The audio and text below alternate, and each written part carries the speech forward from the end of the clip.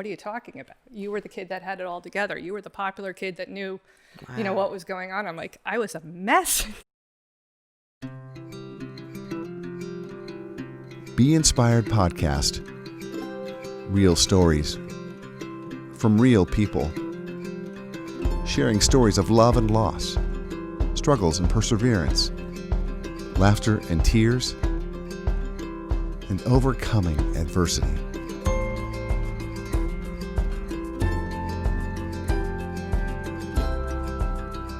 There are events that happen in our lives that lead to anxiety over time. And our next guest who is with us here is here to share some of her experiences and talk about a book that she wrote to help people dealing with anxiety. Hi there, I'm Bert Barron. And I'm Lisa Anderson. And welcome to Be Inspired. Our guest who's with us here, and we love having authors on the show, Yes. don't we, Lisa? I do. I'm a book reader myself, and I also have anxiety. So, This is hand in perfect hand. for you. Exactly. Wow, We're okay. BFFs. Lucie and I, Lucie Dickenson. Thank you for coming on today. Thank you very much. Yeah, I think more people than you realize have anxiety, especially in today's times, but it's just something that overcomes you. I don't think anybody realizes at the time. There's a million reasons why Absolutely. we have anxiety. And was it cathartic writing the book for you, Lucie? It was cathartic. I had thought I was over it by the time I wrote the book, and it did bring out a lot more. There's always pieces to anxiety. There's always these tail enders that you think you have healed. And they will keep coming back and back again until you learn to address those. So, Is it something that started when you were a young girl? Why don't you take us back? Okay, your so story? looking Yeah. back, I didn't realize it was anxiety. I thought I was an overreactor. That's what my parents called it, that I overreacted to everything. Dramatic. I was told I was going to win the Academy Award. So I was the fifth of six kids, and I wanted attention, right? Because that's what you do when you're in a big family. So I thought being perfect would be the way to get that attention. So I was the smartest kid. I was the best athlete. I was the best at anything that I tried. But when I wasn't the best and when I wasn't perfect was when this overreacting would happen, or that's what I called it. And it was anxiety at that point. And not as much was known. Well, Not at hardly all. anything. Yeah, not at all. Years ago, nowadays, there's a lot of help for, folks with anxiety, medications. But back then, especially as a young child, Right. growing up. So it must have been tough. How were the school years, your school years? So the school years were really interesting. So I had that at home, right, trying to be the perfect child.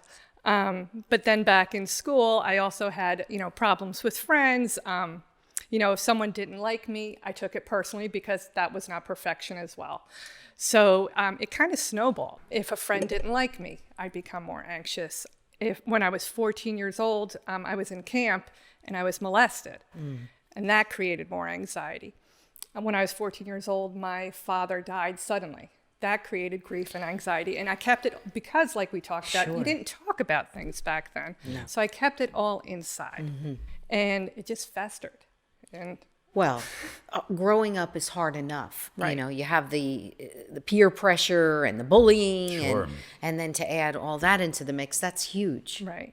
And being that I wanted to be a perfect kid, I didn't want to show any weakness. So I didn't show weakness to anybody. On the outside, in fact, when I wrote this book, people from my high school called me and said, what are you talking about? You were the kid that had it all together. You were the popular kid that knew, what was going on. I'm like, I was a mess inside. You had no Inside, idea. right? You had that rock hard shell outside. Right. And, And I think that's what a lot of people do. And the reason I wanted to write the book is because Sure. we hide, we're ashamed of it, and we stuff it down and we create more and more pressure on ourselves, and it explodes at some point in our life. You Yeah. can't hide it forever. And just seeing some of the things, Lucie, that you endured, this would make anybody crumble. You mentioned about being molested as a young girl. Sister died from a drug overdose. Right. Lost a family home in a fire and a bankruptcy. Abusive boyfriends. I mean, this would make anybody just sort of want the whole world to go away and just kind of shut out everything. This is incredibly trying upbringing you had, and just a tough life as an old child and a young adult. This is very difficult. a lot of Right. trauma. There was a lot of trauma. One after the other. I just thought this was what life was, though, right? Because it would happen Right. one after the other. And I just grew to accept it. I thought this is the way it was going to be. until I met my husband. That's And great. I realized that there was good in the world and that I had to help myself. So You know, you hold it in and you hold it in and you hold it in. And was there anyone for you to talk to at that time, or was your mom and siblings, were they going through similar experiences as, you know, of their own anxiety? And yeah, well, so I would have loved to talk to my mom, but I didn't want to bother her because that would mean I wasn't perfect. And she was going through all these things. She had lost her husband, right? My father died. She lost her daughter. And I thought, let me just leave her alone. And because I didn't want to make it worse for her. When I was in college, I did go to a therapist, and she started crying when I told her my story. So I thought, oh, she's now my problem too. We're all overreactors. So I just took everything on my own shoulders, You're not thinking, supposed to cry. yeah, it's Yeah. like, what's happening? And, you know, looking back now, I can understand. I kind of just, you know, vomited everything out to her, and she was feeling for me. She was being, you know, sympathetic and empathetic. But in my 19-year-old brain, I just thought, man, I really mess people up. I need to keep quiet about this. do you find, Lucy, that, and I don't know why this is, but I think with anxiety, there's always an element of shame. Absolutely. What is that, really? Have you found through therapy? Because help me too. Because I think we all need to like realize, why is there shame involved in that? There's a stigma definitely attached to anxiety. Yeah. I think because it's not a visible illness. And I know that sounds really weird, but it's what I could come up with about it. Like when you have a cold or when you have a broken leg, you know, I talk about that in my book. You see it. Sure. You know what people have. You know, you feel for them. They know they have to go to rehab, and you know, you wait for them. Sure. When you have this, nobody understands it unless they're going through it, and they might think, that's just stress, or that's just that. So you feel almost ashamed to say how big it is and how enormous it is, because everyone else is kind of, you know, poo-pooing it away.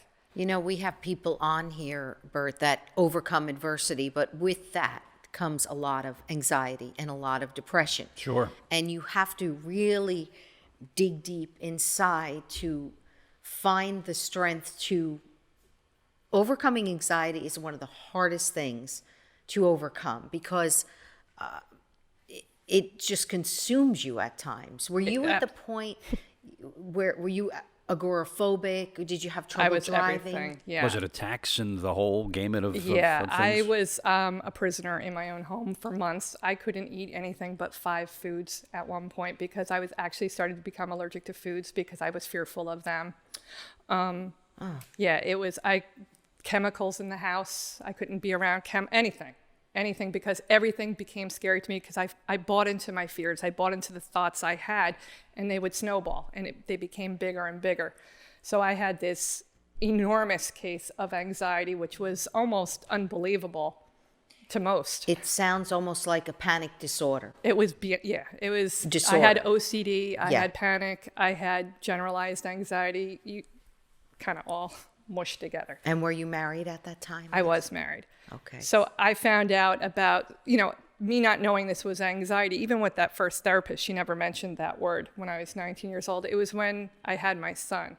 And the second he was born, I knew something changed. Like, I was kind of like, you know, I was okay with living. I was okay with, you know, I was making it in the world. But once I had my son, everything changed. I don't know if it was the drop in hormones, you know, what it was. But that was the day that I knew I had something, and that's when my quest to try and figure out how to get out of it started.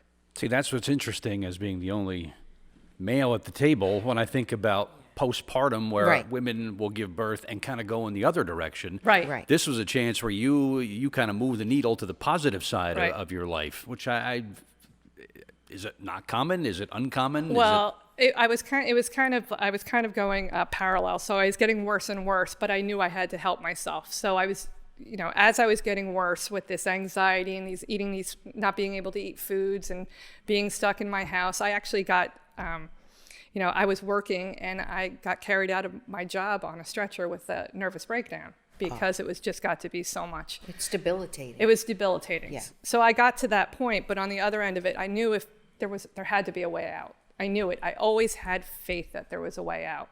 And that's what this journey was about, was how do I get out of this? When you had your son, also you realized you're not the only one now.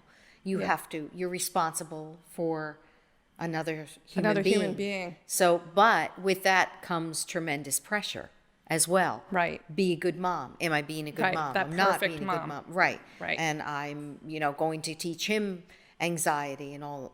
Panic is really, really difficult to overcome. And Absolutely. how did you finally turn around to where you were able to start, seeing hope on the other side? So it was a process for sure. It was a 15-year process. It was a long process. What I did learn is there's not one way to get out of it. There's not one way to get into it. So there's not one way to get out of it. So I would get really upset when someone would say, take this prescription or take this, these foods, because they didn't work for me. So I thought something was wrong with me. And there was never anything wrong with me. It just wasn't my way. It wasn't the way that I needed the help. Right. So I finally found, the way that I got the help was, it was through therapy. That was part of it. Part of it was food that I was eating. I learned there were certain foods, if I ate it, I got anxious. I had to exercise more, and I had to change some of these old beliefs from childhood, that the world was unsafe, the world, and pull those out and say that was just experience. It doesn't mean it's the truth.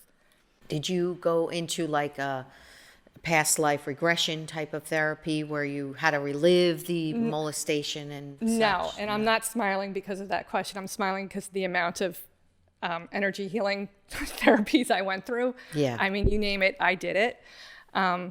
There were a couple that worked. One of them was tapping. I don't know if you've ever heard of that. Going to ask you, tapping solution is It's tremendous. amazing. Yeah. Have you tried that? I need to learn about tapping solution. You go like What's that? this to the back. Is that what it is? Oh, Yes. okay. All right. Several times a day in it. Yeah. So that definitely tapping helps. is great. It's amazing. You tap points on your body that are equivalent to acupuncture or acupressure points. Yeah. And that really helped.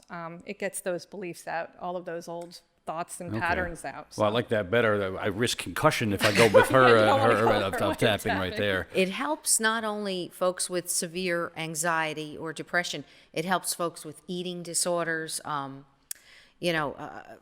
social anxiety if you're going to speak in front of a large crowd. Right. Or really anything. And you have to dedicate the time to it Yes. every day in order to do this. And a lot of people are too busy. Let's face it, this world is just bonkers lately, isn't it? There's a lot of opportunities for someone to fall into a life of anxiety and depression, unfortunately. Yes, And huge. what she mentioned about the fact that it's not a broken arm, it's not a cut on your hand or something, No. where people can see and then you get treatment and you get the help that you need.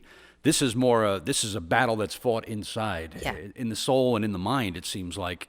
And nobody understands it but the person who's suffering. Lucie, is that kind of your experiences too? Completely. You want to be able to say it. And, my husband and I have an amazing relationship, but I was never able to verbalize how bad it really was, within. And so I did see that. And it was tough. It's tough to relay that to people, how bad you are suffering. Inside. Yeah. Yeah. I actually have a poem in the back of the book. The part 4 in my book talks about, exactly what you just said, is that, people just don't understand. And it, not as a victim. I'm not saying it as a victim. I'm saying it as empowerment, is we need to break this open and let people see what's inside the mind. And that's what the way I wrote this was being inside my mind so that they could see what it's like to be inside the mind. And actually, I've had some reviewers say, thank you, you have helped me see how my daughter is feeling or how my husband feels, because now I've been inside their mind and I can understand a little bit more. And that's what I wanted to do. We will come back and talk more about your book, Overreacting, and we'll see where Lucie Dickenson is in life now. Thank you. I want to get a snapshot of what's going on in your world right now. So more coming up with Lucie Dickenson here on Be Inspired. Moving is difficult. At Loews, it doesn't have to be. For all of your residential and commercial moving needs, contact 732-775-4118 or get a free FaceTime estimate. Loews, proudly serving New Jersey for over 96 years. IgA Nephropathy Foundation of America is a patient-centric organization dedicated to finding a cure and better treatment options for IgA kidney disease. If you or someone you know was recently diagnosed or to donate, please visit IGAN.org. Buying, selling, or renting a home can be daunting, especially for first-time home buyers. Trusted since 1985, Diane Turton Realtors award-winning associates will provide the information you need about the market rate, neighborhood, local attractions, and more. Call 1-877-388-7866 or visit dianeturton.com. In this new day and age of online meetings and presentations, you need the best team at the ready. Whether broadcasting your Zoom meetings to Facebook Live or live streaming a fundraiser event, Surreal Streaming Services, with over 10 years of experience, can add confidence to your next live stream event. Call or text 646-498-8888 or visit sur-real.com. People who suffer from mental illness and anxiety, they suffer inside. And that's what happened to me. I didn't tell anyone. I kept things secret. And what I learned through this process and through getting well was secrets make you sick.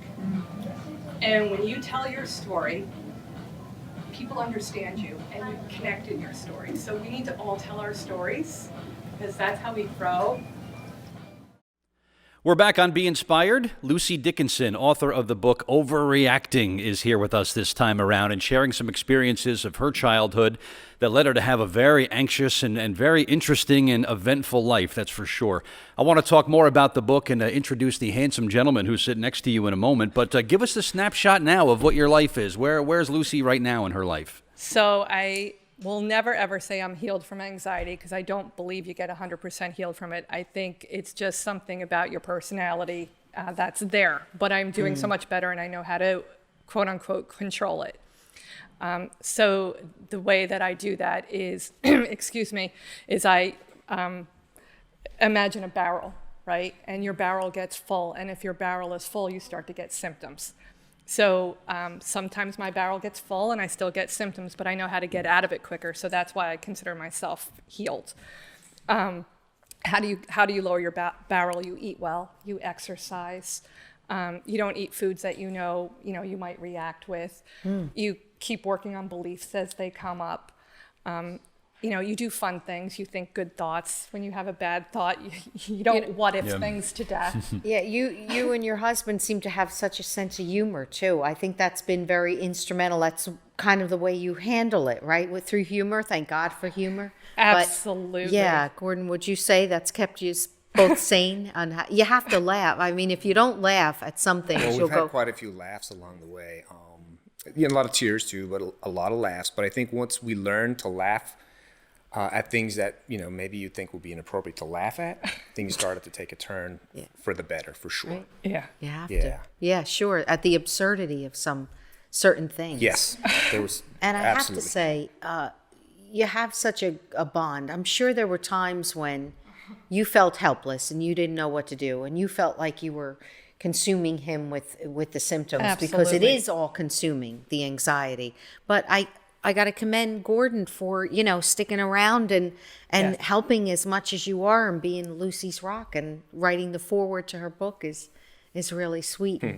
You must feel really good about that, Lucie. I do. Yeah. I'm very lucky. I think part of healing from anxiety is also having a support. It doesn't necessarily have to be a husband, but you have to have some kind of support, be it a psychologist, a family member, someone you love, a friend. It's really important to have that rock, someone stable. You mentioned in the previous segment about how when you started talking to people about your life experiences and how it was this great release, similar with the book, to be able to put the story on paper and share your life with people. It was really scary. The week before I released it, I said, I'm actually, bringing out everything that I've tried to hide my whole life.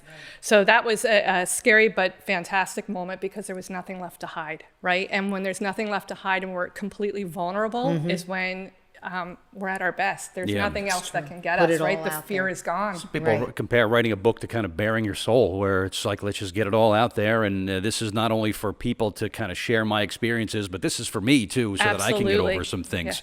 Yeah. Gordon, was it like pull a car over, I have to write a chapter of the book? Or what was the process like for her?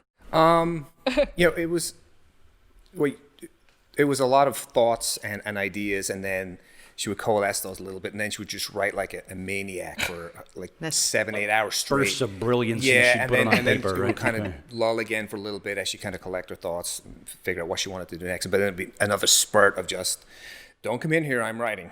And it was, I had this huge board, like, those trifolds that kids Yeah. had, right, for science projects. And I had these sticky notes all over it. And we would giggle at some of the stories. I was like, remember that story? Remember that story? Yeah. There's some crazy stories in a there. lot didn't make the book too. Yeah, And made I the book think too. one of the bigger struggles we had was, at least from my perspective, I didn't really understand what anxiety or panic is. I get a little panic attack every now and again. Does it suck? Yeah. But the word anxiety is too small a word for what people like Lucie actually go through with real full-fledged anxiety. It's too small a word. There needs to be either a better awareness of how impactful that actually is on a human being, Yeah.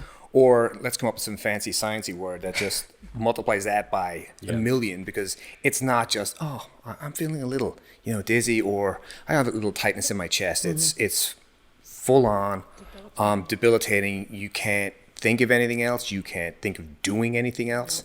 Yet the one of the many things you managed to still do through the whole time period was, and she was the best mom ever to 3 kids. So awesome. Throughout all that time, because our son kicked off the onset, and then 2 more kids after that, and none of them would even classify their top 2,000 memories of mom anxiety or panic. Talk about multitasking. Yeah. Oh, yeah. Yeah. Panic Let me attack, just put this to the make side. oatmeal. And go, exactly.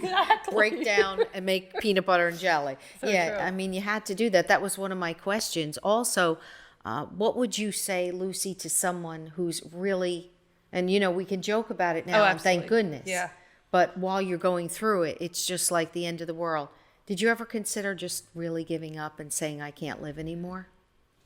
No, I didn't have that. I did say, I don't want to do this. Why do I have, I did throw pity parties. You know what I mean? I sat and I would just cry. And then I said, that's not doing any good. I was very lucky not to have had that low. Yeah. But there were times where I just said, I don't think I could handle this anymore. It was never, I don't want to be here.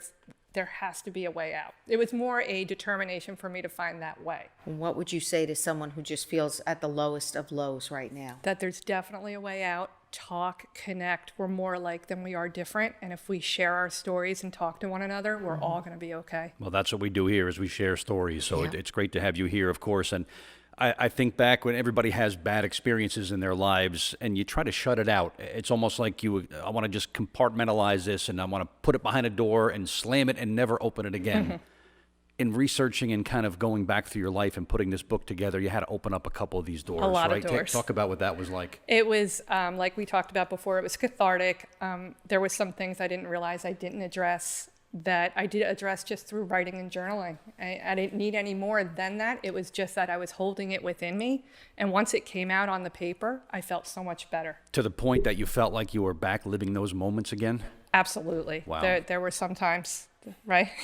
It wasn't any more fun than the second time around. No, it wasn't. Well, it's real. And sometimes when it's not fun, it's real. That's for Yeah. sure. And you look around at folks just living their lives and going on don't know. vacation and, just having a simple outing or something with their family. And then the monumental task for you to bring yourself out of that to go about daily life. And you think like, wow, why is it so hard for us and Our and not for vacations- other family? Yeah. Our vacations consisted of me, him with the kids doing what he could with them while I would, be curled up in a ball on a hotel bed. And that was our vacations, many a time. But there were nice hotel beds. So.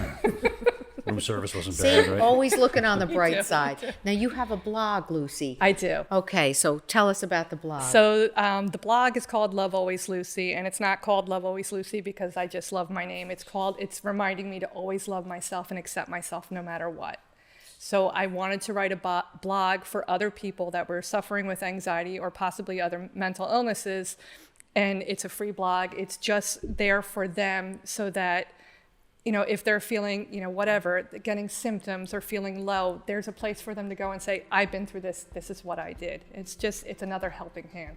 Terrific. Well, the book again, Overreacting, Amazon, all the major booksellers, Absolutely. people can get it Yep. there. Yes. That is on everybody's must-read summer reading list, I would hope. Thank So you. everybody takes a look and kind of gets from the story and is inspired and gets some inspiration. So thank you so much for Thank kind of you. opening up with us today and sharing us your story. So thank you. Thank Thank And you, Gordon, thank you for being here as well. All Thank right. you. guys. I'm Bert Barron, And I'm Lisa Anderson. and thank you for watching Be Inspired. Next on Be Inspired. Multiple occasions, they told my husband and I, say goodbye to your son. He's not going to make it. And your son has cancer. And he was 13 months old at the time. He loved to share. He never kept anything for himself. With all the children that are battling cancer, they have this unique quality about them. No matter how old they are so strong and so resilient. Be Inspired with your hosts Bert Barron and Lisa Anderson-Puleo. Director Rod Weber. Created and produced by Michael R. Doyle. Co-producers Lisa Anderson-Puleo and Irwin Sternberg. Executive producers Sean Sternberg and Rod Weber. Editor Rebecca Gruber. Filmed at New Beginnings Foundation, Wall Township, New Jersey. And thanks to our sponsors, Loewy's Moving Service, IGA Nephropathy Foundation of America, Diane Turton Realtors, and Surreal Stream Services.